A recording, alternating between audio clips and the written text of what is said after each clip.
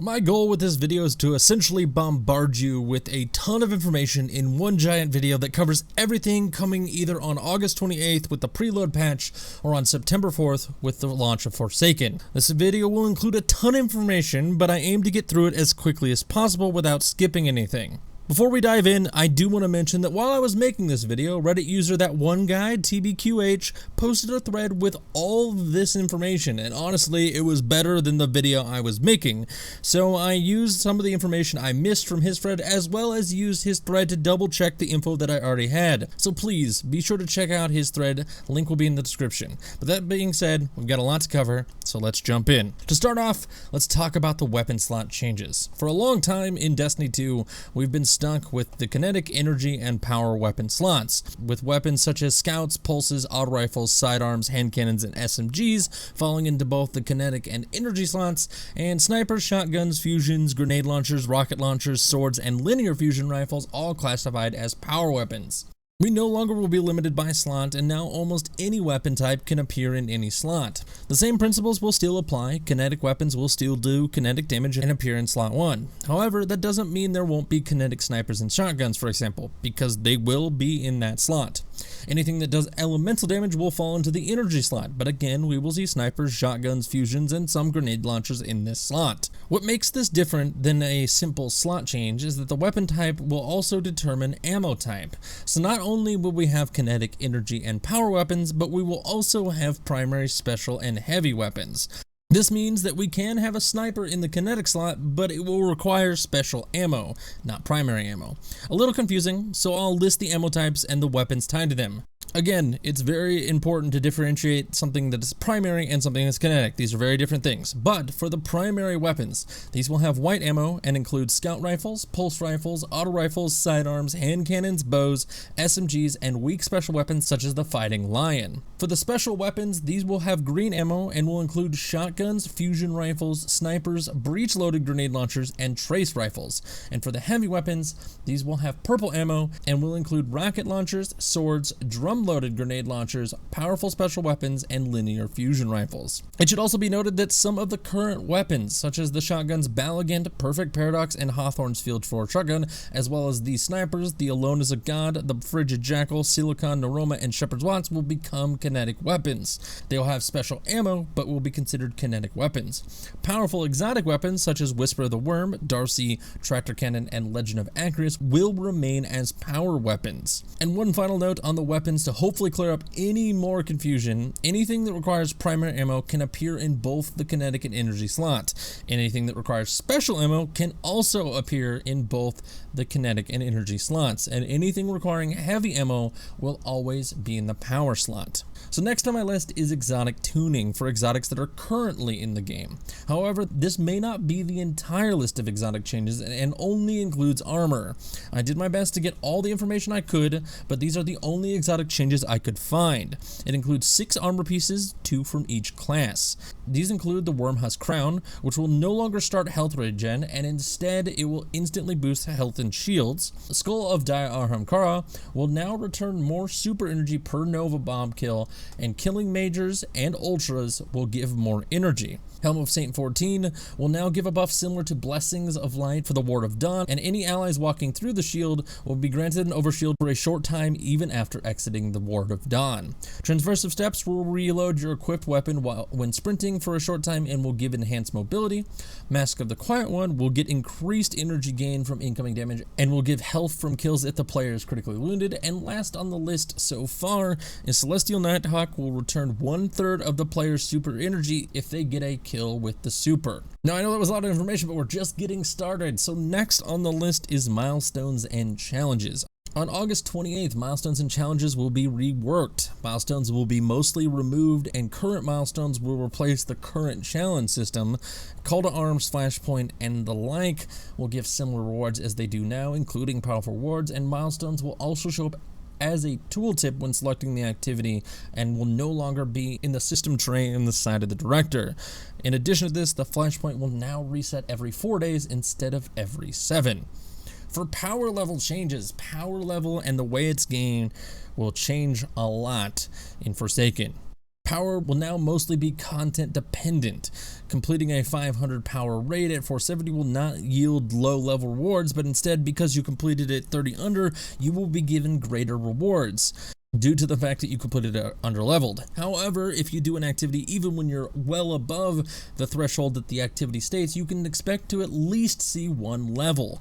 For meditations, they will no longer exist. They're going to be replaced with a heroic story mission playlist. These missions will give powerful gear and they will have modifiers. The Forsaken missions will be at 500 power, while the missions from DLCs and the vanilla launch will be around their respective level caps. Strikes and Nightfalls are also getting changed come the 28th, and on Forsaken's launch, Strikes are being completely reworked as well as the Nightfalls.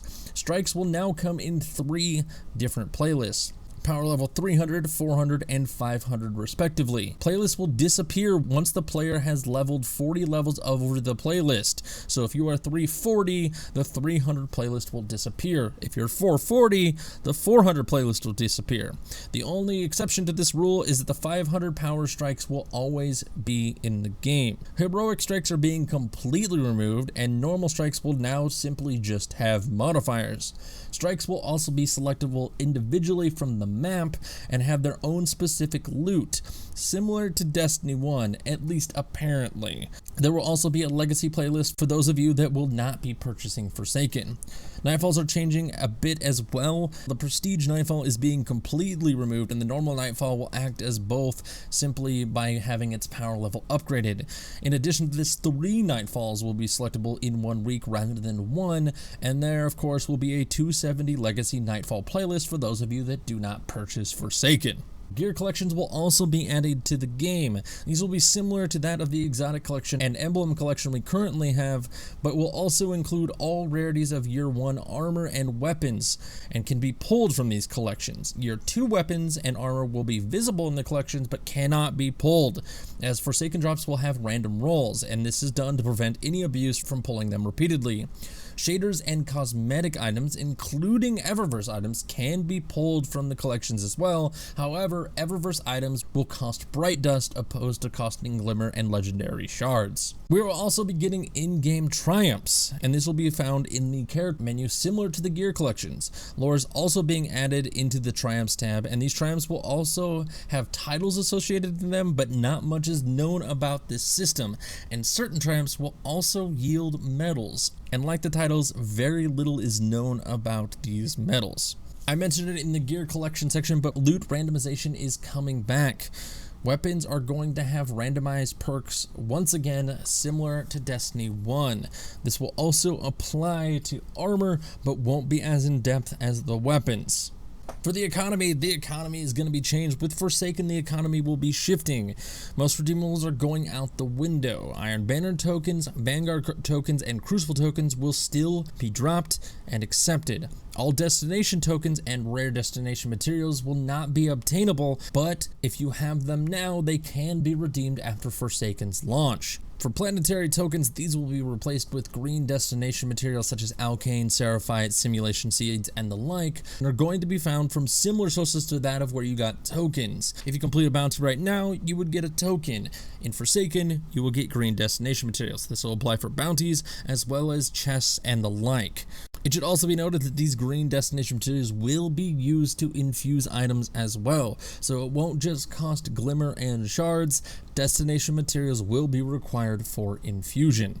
It should also be noted that when it comes to the economy, the gunsmith will now require 100 materials to get a package opposed to the 40 that he requires right now. Speaking of the gunsmith, we've got the mod and Masterworks system changes.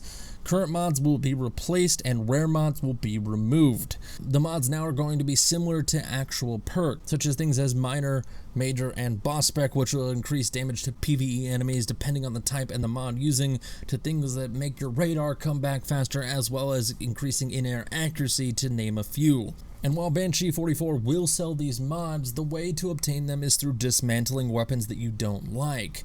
For example, if you get a weapon that has random rolls that you don't like, but the mod you do want, simply dismantling that weapon will gain you that mod. And if you ever want to take that mod out, you simply have to dismantle the weapon that it's in. In addition to mods, Masterworks are also changing. Weapons will drop as tier 1 weapons and can be upgraded all the way up to tier 10, becoming Masterwork. Once they are level 10, they boost a stat of the weapons similar to Masterworks currently. However, right now you can re-roll Masterworks to get the right stat that you want, but in Forsaken you cannot re-roll them. But to counteract this inability to re-roll them, the stat boosts are being increased from 5% increase to a 10% increase. For armor, it's the same system as weapons. However, a tier 10 upgrade will boost an aspect of the armor, whether it be mobility, resilience, or recovery. Clan perks are also being reworked and are being upgraded for Season 4. Clan XP can now be earned from bounties offered by Hawthorne, and once you reach level 50, an upgraded clan bounty will be offered that will have to be completed with clanmates. Clan perks will be more potent in Season 4 as well, and an example of this is increased resilience when in a fire team of clanmates. In addition to this, the weekly clan milestone will be granting Masterwork cores as well as its usual loot. For those of us that are not on PlayStation, those of us that play Xbox and PC, we will be getting the PlayStation exclusive items. So things like the Borealis, the PlayStation exclusive sniper rifle, is being added. Retribution, a Crucible map on Mars, Wormhaven, a Crucible map on Titan, Lake of Shadows, a strike on Earth, and the Insight Terminus, a strike on Nessus, will be added to the game. We will also be having changes to Eververse. Eververse, of course, is getting a stock refresh as usual with Season 4. The Prismatic Matrix is being reintroduced and will stay all season long. New Eververse items such as legendary weapon ornaments are being added to the game, and Eververse will now have bounties, which can be purchased from Tess Eververse and will reward Bright Dust. And last but not least, we have the miscellaneous changes that don't fall into any of the other categories that I mentioned, but in quickfire fashion, shaders can now be mass deleted in increments at 5 at the Cryptarch. The vault space will now have 200 additional slots, taking the total from 300 to 500. Heroic adventures are now universal and exist in all destinations. Modifiers will also be universal across adventure strikes and heroic story missions. Players will no longer be able to acquire normal adventures from the vendor. Trials will be on hiatus for Season 4, and Fraction Rally will be on hiatus for a majority of Season 4 in order to do reworks. Weapons can now be infused by slot instead of by type. So for instance, I can infuse a kinetic sniper into a kinetic auto rifle to boost its level. However, it will cost more than using an auto rifle into an auto rifle. Swords will deal more damage and will use less ammo during block, and shaders can be applied to them. Zur will no longer be tied to the weekly flashpoint and will no longer appear on the map as an icon. His Fated Engram will also only yield Year 1 weapons and armor, although he can still sell Year 2 exotics. Marksman's Dodge will now properly count as a reload and will yield Kill Clip, Outlaw, Desperado, and the Rat King bonus, as well as other reload specific perks. Healing Rifts will now be more potent, and Empowering Rust will now yield a crit multiplier. All rifts and barricades will now have a timer shown on the sidebar to let players know when they will run out. Nearly all grenades are being buffed in some way. Lost sectors will now always be 240 power. A lot of supers are being buffed, such as Golden Gun, which will have 2 more seconds of roaming time. Storm Trench will now do more damage in PvE, and Ward of Dawn will have a more potent overshield and will buff melee damage for those inside the Ward of Dawn, and the ward itself will be harder to destroy.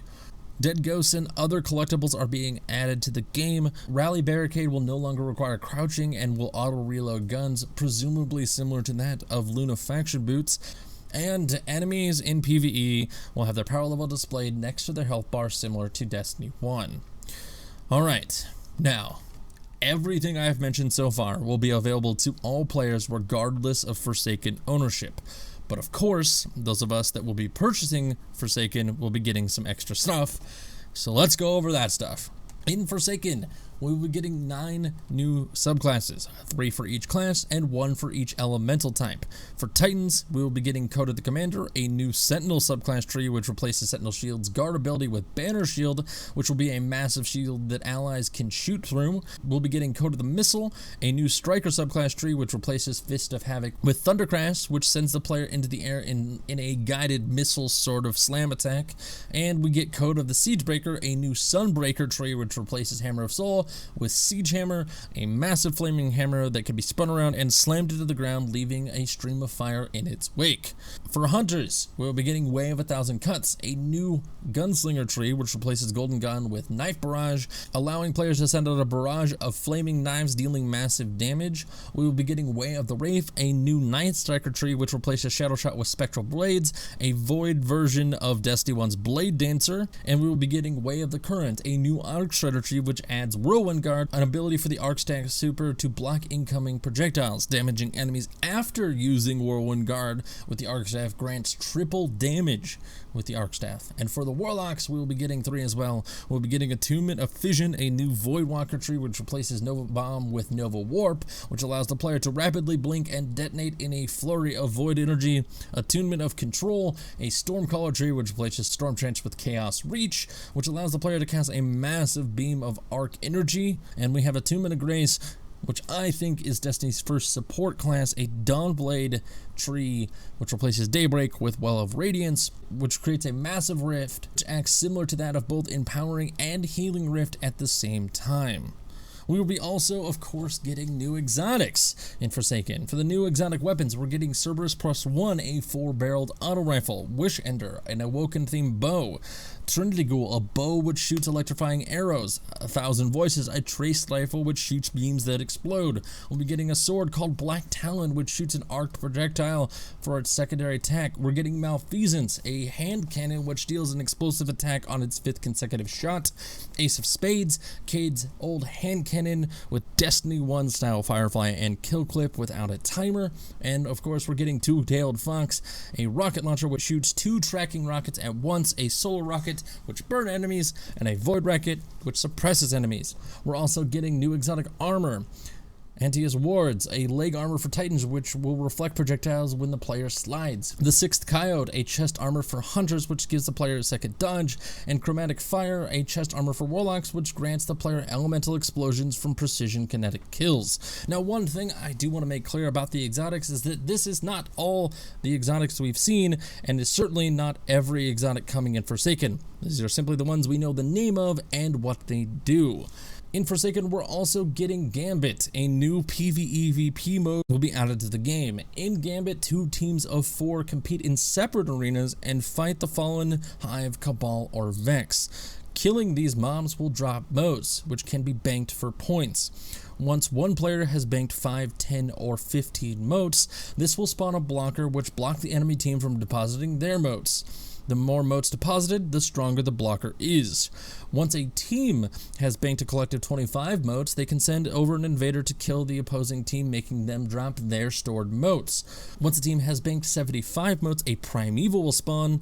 Killing the Primeval wins the round and scores a point. The first team to 2 points wins the game.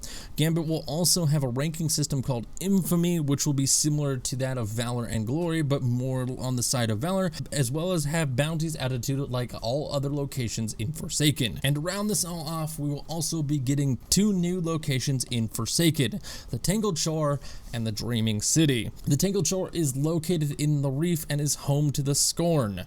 It's been said that the Tangled Shore is the largest destination in all of Destiny 2. The main vendor for the Tangled Shore is the Spider, a quote-unquote friendly Fallen. The Spider will give us special bounties to hunt down the prison escapees. And then, of course, we get the Dreaming City. This is the 2nd destination being added in Forsaken.